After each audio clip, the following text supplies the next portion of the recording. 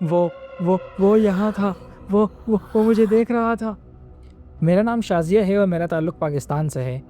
آج جو آپ میرے منہ سے سننے جا رہے ہیں یہ صرف ایک کہانی نہیں ہے، بلکہ یہ وہ حقیقت ہے جس نے مجھے زندگی بھر کے لیے بے سکون کر دیا ہے۔ یہ 2013 کی بات ہے جب میرے بڑے بھائی کی شادی کو ابھی 3-4 ماہ ہی گزرے تھے۔ گھر میں نئی بہو کی آمد سے جیسے بہار آ گئی تھی۔ بھابھی نرم مزاج، خوش اخلاق اور ہر ایک کا خیال رکھنے والی تھی۔ بھائی بھی ان سے بہت محبت کرتے تھے۔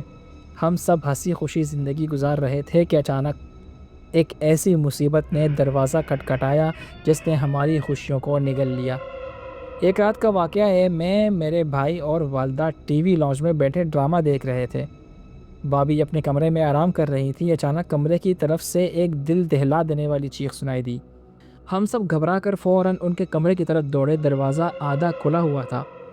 جیسے ہی ہم اندر داخل ہوئے ہمارے قدم وہیں رک گئے۔ بھابھی بیڈ کے ایک کونے میں سمٹی ہوئی تھی، بال ان کے بکھرے ہوئے تھے، آنکھیں خوف سے پھیلی ہوئی تھی اور وہ کسی کو دیکھ کر مسلسل چیخ رہی تھی، لیکن کمرے میں تو کوئی موجود ہی نہیں تھا۔ وہ یہاں تھا، وہ مجھے دیکھ رہا تھا۔ بھائی نے فوراً انہیں سنبھالا، پانی پلایا اور تسلی دی۔ کوئی نہیں ہے یہاں، تم نے خواب دیکھا ہوگا۔ ہم نے بھی یہی سوچا کہ شاید کوئی برا خواب تھا، لیکن یہ صرف آغاز تھا۔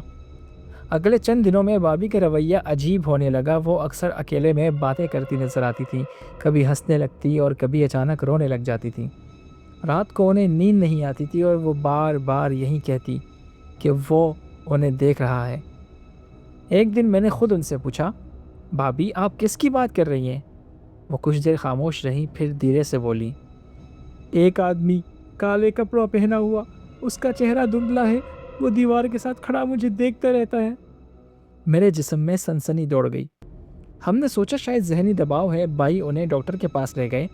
ڈاکٹر نے کہا یہ اینزائٹی یا ڈپریشن ہو سکتا ہے اور اس نے دوائیاں دے کر گھر بھیج دیا۔ کچھ دن سب کچھ ٹھیک رہا، لیکن پھر ایک رات سب کچھ بدل گیا۔ اس رات بارش ہو رہی تھی، بجلی بھی بار بار جا رہی تھی۔ ہم سب اپنے اپنے کمروں میں تھے کہ اچانک پھر وہی چیخ سنائی دی، اس بار پہلے سے بھی زیادہ خوفناک۔ ہم دوڑ کر کمرے میں گئے۔ اس بار منظر اور بھی خوفناک تھا۔ بھابھی بیڈ سے نیچے گری ہوئی تھی، ان کے ہاتھوں پر خراشیں تھیں جیسے کسی نے زور سے انہیں پکڑا ہو۔ وہ چیخ رہی تھی، وہ مجھے لے جائے گا، وہ مجھے چھوڑے گا نہیں۔ بھائی نے فوراً انہیں اٹھایا، لیکن جیسے ہی انہوں نے بھابھی کا ہاتھ پکڑا، بھابھی نے زور سے اپنا ہاتھ جھٹک دیا اور عجیب آواز میں بولی، تم اسے نہیں روک سکتے، وہ آ چکا ہے۔ وہ آواز بھابھی کی نہیں تھی۔ ہم سب سہم گئے۔ اگلے دن گھر میں ایک بزرگ کو بلایا گیا جو روحانی علاج کرتے تھے۔ انہوں نے کمرے کا جائزہ لیا، کچھ پڑھائی کی اور پھر سنجیدہ لہجے میں کہا، یہ عام بات نہیں ہے، اس جگہ پر کچھ ہے۔ یہ سن کر ہمارے ہوش اڑ گئے۔ انہوں نے بتایا کہ ممکن ہے گھر میں پہلے کوئی واقعہ ہوا ہو یا کسی چیز کے ذریعے یہ اثر آیا ہو۔ انہوں نے کچھ وظائف دیے اور کہا کہ احتیاط کریں۔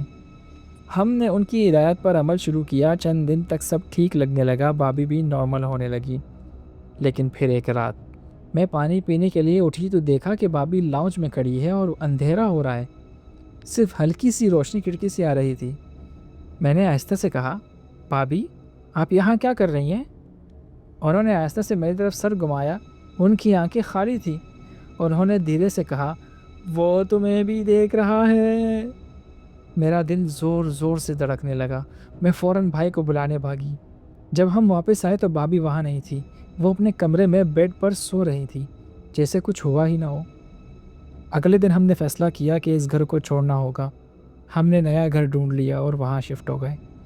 شروع میں ہمیں ڈر تھا کہ کہیں وہ چیز ہمارے ساتھ نہ آ جائے، لیکن آہستہ آہستہ سب کچھ ٹھیک ہونے لگا۔ بھابھی مکمل طور پر صحت یاب ہو گئی، ان کا وہ خوف، وہ عجیب باتیں سب ختم ہو گئی۔ کچھ مہینوں بعد ہم نے پرانے گھر کے بارے میں معلومات حاصل کی تو پتہ چلا کہ اس گھر میں کئی سال پہلے ایک شخص نے خودکشی کی تھی۔ وہ اکثر کالے کپڑے پہنتا تھا اور کہا جاتا تھا کہ مرنے کے بعد بھی اس کی روح وہاں بھٹکتی ہے۔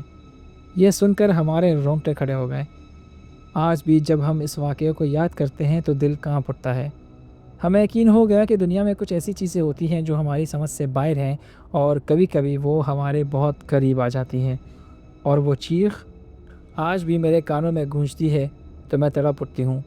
میرے لیے دعا کریں، کمنٹ میں اپنی دعائیں ضرور لکھیں۔